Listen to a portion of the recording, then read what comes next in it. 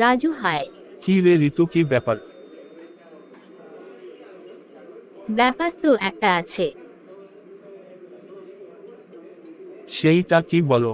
আরে ভাই বলছি, আগামীকাল আমার জন্মদিন, তোর দাওয়াত। তাই নাকি? আমি খুবই খুশি। কাল আসবি তো? হে রে ঋতু, আমি আসবো।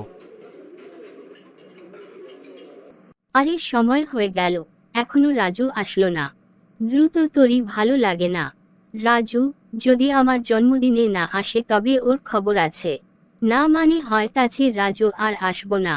কি রে বাটপার, তুই আমার জন্মদিনে আসলি না কেন? ঋতু ছড়ি, হঠাৎ করে আমার শরীর খারাপ হইয়া গেল। কি হয়েছিল বলো তো শুনি। হঠাৎ করে আমার মাথাটা ধরে গেল, সেই জন্য তোর জন্মদিনে আসতে পারলাম না। আবারও বলছি ছড়ি রে। হ্যাঁ ঠিক আছে, আর ছড়ি বলতে হবে না। আয় না, আজ আমরা ক্লাস করব না, আমার ভালো লাগছে না। তাহলে আর কি, চলো বাড়ি ফিরে যাই। না, আমরা এখন বাড়ি ফিরে যাব না।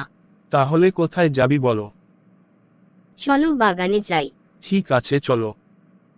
কি রে রাজু, তুই বসে পড়লি? হাঁটতে হাঁটতে আমার পা ব্যথা হয়ে গেছে, সেই জন্য বসে আছি। আমার হাসি পাচ্ছে। না রে ঋতু, বাড়ি ফিরে যাই। চলো বাড়ি ফিরে যাওয়া হোক, ওকে বাই।